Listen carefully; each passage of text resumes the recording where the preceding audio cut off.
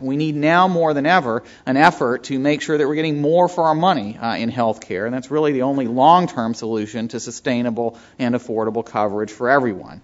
The challenges to getting there are great. We've had important advances on the one hand with a number of technological innovations, improvements in biomedical knowledge that provide the promise for major improvements in health. We've seen this in many ways over the past half century, and there's a lot more evidence that better treatments are coming along for the future. But despite this promise, there's growing evidence that our healthcare system isn't delivering as effectively as it could on what medical care and biomedical knowledge can do for us. There is inconsistency with which evidence-based services are provided in this country. For the treatments that we know work, patients only get them, particularly for chronic diseases, only about half the time. Coordinating care for chronic diseases in an increasingly complex and fragmented delivery system is increasingly difficult. Now, it's very important in our healthcare system to have choices and to have opportunities to innovate and not to have too many restrictions on new and innovative ways of delivering care. But some issues in healthcare benefit from having multiple payers and stakeholders working together.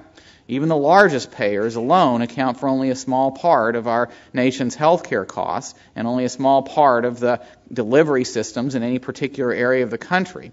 And by finding ways that they can have common ground to solve common problems in the most innovative ways possible, we can help our entire healthcare system perform better.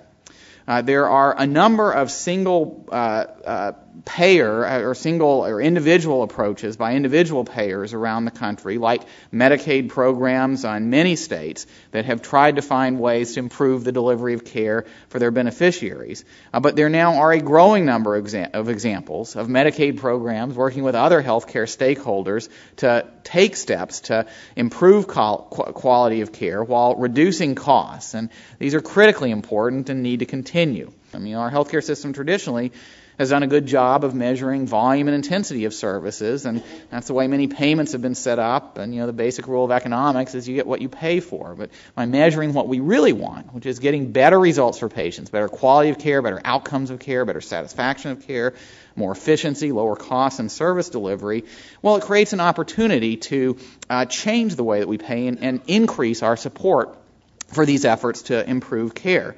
With these kinds of measures in place, it is easier and it makes it feasible to develop incentives or to develop financial support for improving performance on these measures. And this can be a basis for action by multiple payers. They don't all do it in the same way. They each have their own contracts and they're in their own financing systems, but they use the same consistent, more valid, shared information about quality and cost that enables them to have more leverage, more of an impact, and more effective support for the providers and the patient efforts and efforts throughout the healthcare system to deliver better care at a lower cost.